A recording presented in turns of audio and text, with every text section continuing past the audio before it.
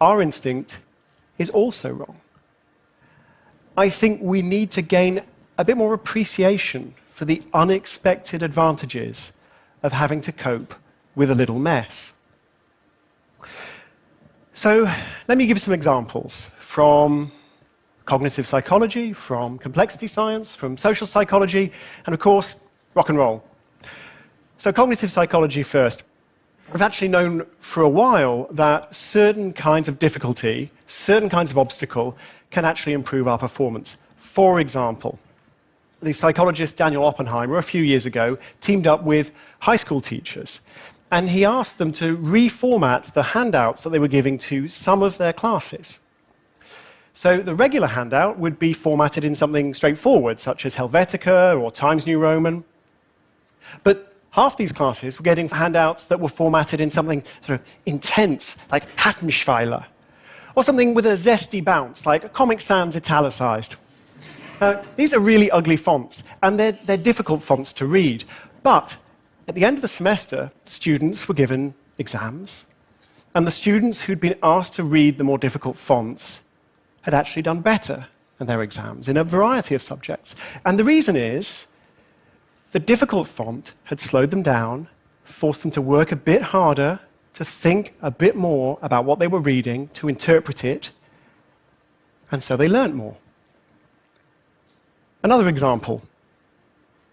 The psychologist Shelley Carson has been testing Harvard undergraduates for the quality of their attentional filters. What do I mean by that? What I mean is, imagine you're in a restaurant, you're having a conversation. There are all kinds of other conversations going on in the restaurant. You want to filter them out. You want to focus on what's important to you. Can you do that? If you can, you have good, strong attentional filters. But some people really struggle with that. Some of Carson's undergraduate subjects struggled with that. They had weak filters. They had porous filters, let a lot of external information in. And so what that meant is they were constantly being interrupted by the sights and the sounds of the world around them. If there was a television on while they were doing their essays, they couldn't screen it out. Now, you would think that that was a disadvantage. But no.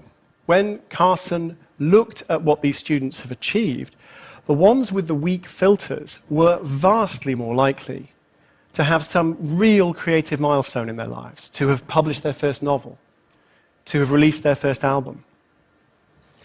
These distractions were actually grist to their creative mill.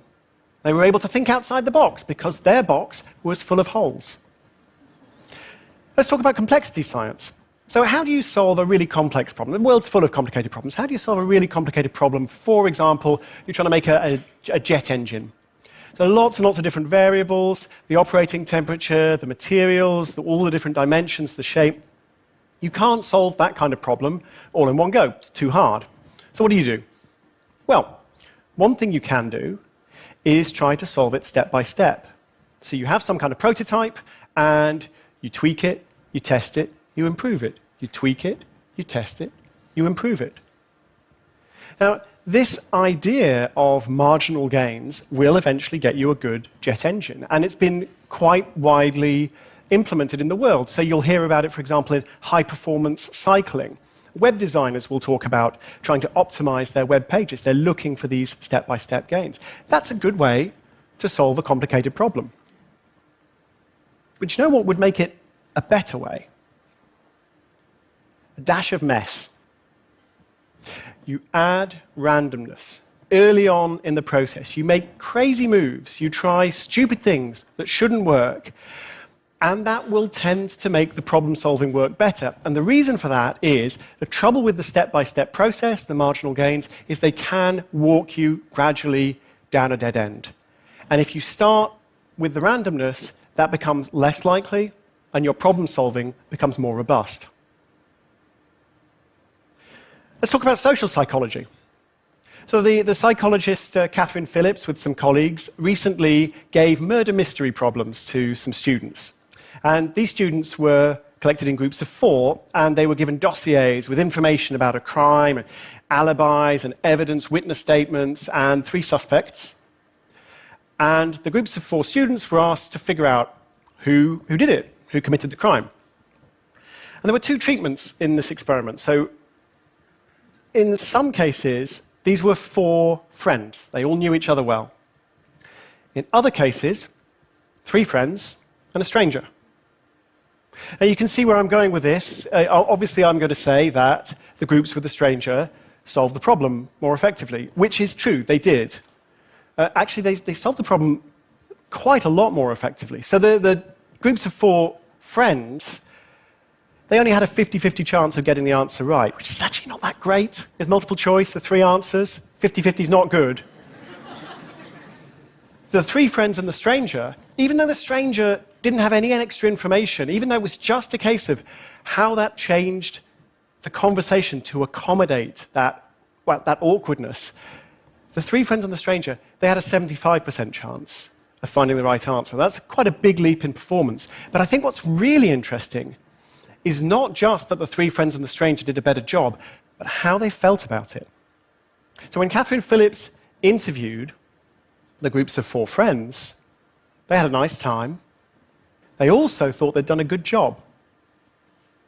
They were complacent. When she spoke to the 3 friends and the stranger, they had not had a nice time. It's actually rather difficult, it's rather awkward, and they were full of doubt.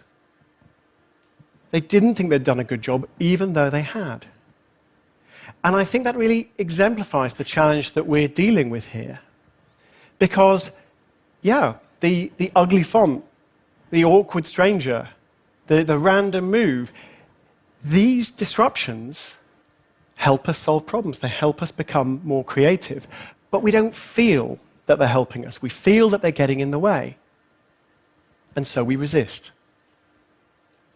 And that's why the last example is really important.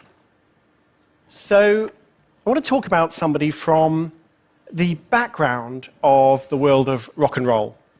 And you may know him. He's actually a TEDster. His name is Brian Eno. He is an ambient composer, rather brilliant. He's also a kind of catalyst behind some of the great rock and roll albums of the last 40 years. So he's worked with David Bowie on Heroes. He worked with U2 on Achtung Baby and the Joshua Tree. He's worked with Devo. He's worked with Coldplay. He's worked with everybody. And what does he do to make these great rock bands better? Well, he makes a mess. He disrupts their creative processes. It's his role to be the awkward stranger. It's his role to tell them that they have to play the unplayable piano. And one of the ways in which he creates this disruption is through this remarkable deck of cards. I have my signed copy here. Thank you, Brian. They're called the oblique strategies. He developed them with a friend of his. And when they're stuck in the studio, Brian Eno will reach for one of the cards. He'll draw one at random, and he'll make the band follow the instructions on the card. So this one, change instrument roles. Yeah, everyone swap instruments. Drummer on the piano. Brilliant, brilliant idea. Look closely at the most embarrassing details. Amplify them. Make a sudden, destructive, unpredictable action. Incorporate. These cards are disruptive. Now, they've proved their worth in album after album. The musicians hate them. So Phil Collins was playing drums on an early Brian Eno album. He got so frustrated, he started throwing beer cans across the studio. Carlos Alomar, great rock guitarist, working with Eno on David Bowie's Lodger album.